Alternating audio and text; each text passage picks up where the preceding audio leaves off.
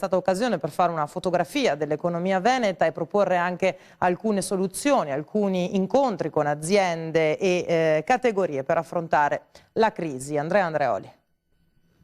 I timidi segnali di ripresa del 2010 e della prima parte del 2011 nel Veneto sono stati dei fuochi di paglia che si sono già spenti. Alla crescita del PIL del 3,2% nel 2010 è seguito un più 0,6% nel 2011 con una previsione di recessione per il 2012 del meno 1,5%.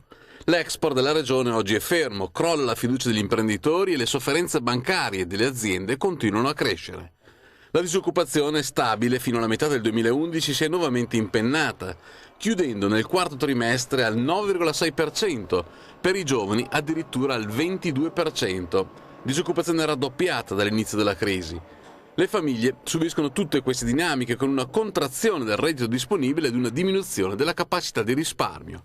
Questa la fotografia presentata dal rapporto di Officina Veneto, l'iniziativa promossa dal gruppo leghista dall'autunno del 2011 con il coinvolgimento delle parti sociali, delle categorie, delle imprese. E non è un caso che la prima uscita ufficiale della nuova segreteria regionale della Lega sia legata proprio a temi concreti quali il lavoro e l'economia. Serve un'azione di rilancio, in parte con delle azioni a livello locale per promuovere le reti di impresa, l'aggregazione di impresa, i servizi alle imprese, la new economy, la green economy, cioè cercare comunque degli slanci veneti su alcuni temi per cercare di rafforzare la nostra economia.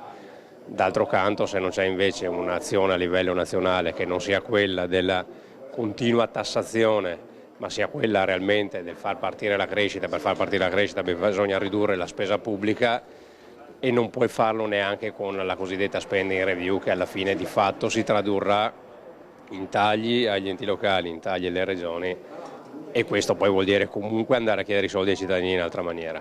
Quindi di fatto si stanno sbagliando tutte le politiche che dovrebbero essere messe in atto e il governo tecnico non sta facendo quello che un governo tecnico dovrebbe fare.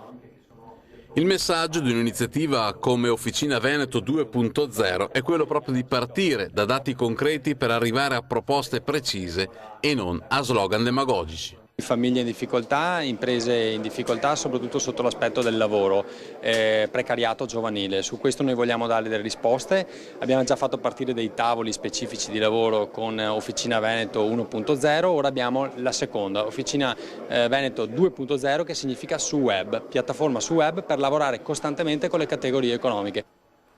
Ha preso così forma una sorta di agenda delle priorità che vede ai primi punti la necessità di strutturare le reti di impresa e le procedure burocratiche per renderle a misura delle piccole e medie imprese del Veneto e rilanciare così l'export regionale.